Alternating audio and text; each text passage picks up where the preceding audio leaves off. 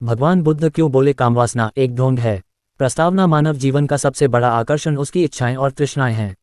इच्छाएं ही जीवन को गति देती हैं, लेकिन जब यह इच्छाएं अनियंत्रित हो जाती हैं तब दुख, मोह और बंधन उत्पन्न करती हैं। इन इच्छाओं का सबसे तीव्र रूप है कामवासना। भगवान बुद्ध ने स्पष्ट कहा था, वासना ही जन्म मरण के चक्र का मूल है। और जब ये वासना कामवासना के रूप में सामने आती है तो यह मनुष्य के लिए सबसे बड़ा बंधन बन जाती है। लेकिन बुद्ध ने यह भी देखा कि समाज में लोग बाहर से संयम और ब्रह्मचर्य का दिखावा करते हैं, जबकि भीतर वासनाओं में डूबे रहते हैं। यही कारण है कि उन्होंने कहा, कामवासना को कम करना ही शांति है, और कामवासना के नाम पर किया जाने वाला ढोंग सबसे बड़ा पाखंड है। भाग 1, कामवासना का स्वरूप और परिभाषा। 1.1 कामवासना क्या है। काम का अर्थ है इंद्रियजन्य सुख। वासना का अर्थ है गहरी बैठी हुई चाह, बार बार जागने वाली तृष्णा।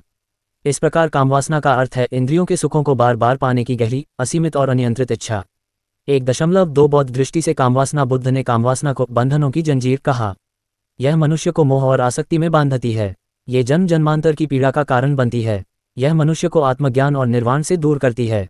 1.3 कामवासना के प्रकार। शारीरिक कामवासना, शरीर की इंद्रियों के सुख की तृष्णा। मानसिक कामवासना, कल्पना, वासनात्मक विचार और स्वप्न। सामाजिक कामवासना, संबंधों और सत्ता में आकर्षण। आध्यात्मिक कामवासना, साधना में दिखावा और आडंबर की लालसा। भाग 2, बुद्ध और कामवासना का अनुभव। 2.1 राजकुमार सिद्धार्थ का जीवन। महल में सिद्धार्थ को हर प्रकार के भोग विलास दिए गए, नृत्यांगनाएं, संगीत, सुंदर वस्त्र और विलासिता। किंतु उन्होंने पाया कि यह सब तृप्ति नहीं देता। मन भीतर से खाली और अशांत रहा। 2.24 आर्य सत्य और वासना। बुद्ध ने जो 4 आर्य सत्य प्रतिपादित किए, उनमें दूसरा सत्य है, तृष्णा ही दुख का कारण है, और इस तृष्णा का सबसे प्रबल रूप है कामवासना। 2.3 क्यों कहा कम करो वासना। क्योंकि कामवासना कभी तृप्त नहीं होती। जितना इसे बढ़ाओगे उतनी ही बेचैनी बढ़ेगी। यह मोह, ईर्ष्या और हिंसा का कारण बनेगी। मनुष्य अपनी शांति खो देगा और समाज असंतुलित होगा। भाग 3, ढोंग और कामवासना। 3.1 ढोंग की परिभाषा। ढोंग का अर्थ है भीतर कुछ और, बाहर कुछ और दिखाना। बाहर से साधु, भीतर से वासना में डूबा हुआ। बाहर से ब्रह्मचारी, भीतर से कल्पनाओं का दास। 3.2 धर्म में पाखंड। बुद्ध ने अपने समय में देखा कि अनेक साधु सन्यासी बाहर से तपस्वी और संयमी दिखते थे, लेकिन भीतर कामवासना से भरे हुए थे। आज भी यही स्थिति है। धार्मिक प्रवचन देने वाले साधु समाचारों में पाखंड और कुकर्मों से उजागर होते हैं। समाज में संयम का उपदेश देने वाले निजी जीवन में विपरीत आचरण करते हैं। 3.3 बुद्ध का संदेश। सच्चा संयम भीतर की पवित्रता है। कामवासना का ढोंग व्यक्ति को और पतन की ओर ले जाता है। धर्म आडंबर और दिखावे में नहीं, बल्कि आत्मसंयम और करुणा में है। भाग 4, कामवासना कम करने के उपाय। 4.1 विपश्यना ध्यान। बुद्ध ने विपश्यना ध्यान सिखाया, जिसमें साधक अपने मन और शरीर की क्रियाओं को बिना आसक्ति देखता है।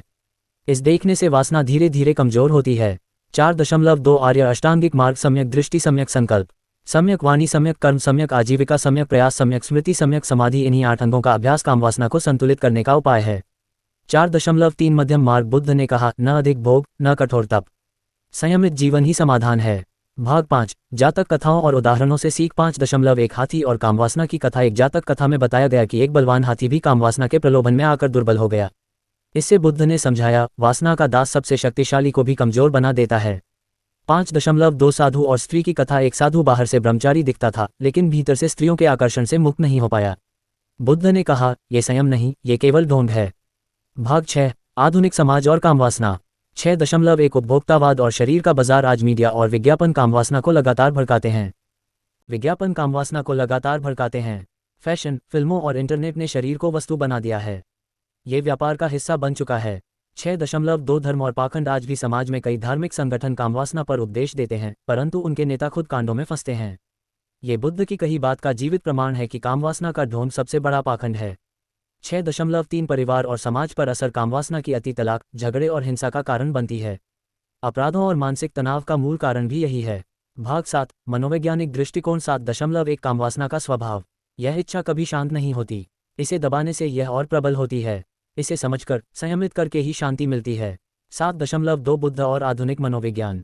आज के मनोविज्ञान भी कहता है, दमन नहीं, जागरूकता ही समाधान है। आत्म जागरूकता, सेल्फ अवेयरनेस से ही वासना पर नियंत्रण संभव है। ये बात बुद्ध ने 2500 वर्ष पहले बता दी थी। भाग 8, तुलनात्मक अध्ययन। 8.1 हिंदू और बौद्ध दृष्टि। हिंदू धर्म में ब्रह्मचर्य की महिमा है, बौद्ध धर्म में संयम और मध्यम मार्ग। 8.2 पश्चिमी विचार। फ्रॉइड ने कहा कि यौन ऊर्जा जीवन की मूल शक्ति है, लेकिन बुद्ध ने कहा, यह ऊर्जा यदि संयमित न हो तो दुख का कारण है। भाग 9, व्यवहारिक जीवन में बुद्ध का मार्ग। 9.1 सामान्य गृहस्थ के लिए संयमित जीवन जिएं। दाम्पत्य में पवित्रता और सम्मान बनाएं। लोभ और छल से बचें। 9.2 साधु सन्यासी के लिए सच्चा ब्रह्मचर्य अभ्यास करें। ढोंग और आडंबर से दूर रहें। ध्यान और स्मृति से मन को शुद्ध करें। भाग 10 निष्कर्ष भगवान बुद्ध का संदेश स्पष्ट है, कामवासना ही दुख का सबसे बड़ा कारण है। कामवासना का ढोंग करना धर्म का अपमान है। सच्चा साधक वही है जो भीतर से पवित्र और संयमी है। कम वासना ही सच्चा धर्म है। ढोंग केवल पाखंड है, और यही बुद्ध का शाश्वत संदेश है। नमस्कार, मैं आपके लिए एक नया वीडियो लाया हूँ जिसका नाम है भगवान बुद्ध ने क्यों कहा कामवासना एक ढोंग है। ये जानकारी आपको कैसी लगी कमेंट बॉक्स में जरूर अपनी राय दीजिए, और अच्छी भी नहीं लगी तब भी कमेंट बॉक्स में अपनी राय जरूर दीजिए। और लास्ट में जय भीम, बाय बाय, ओके।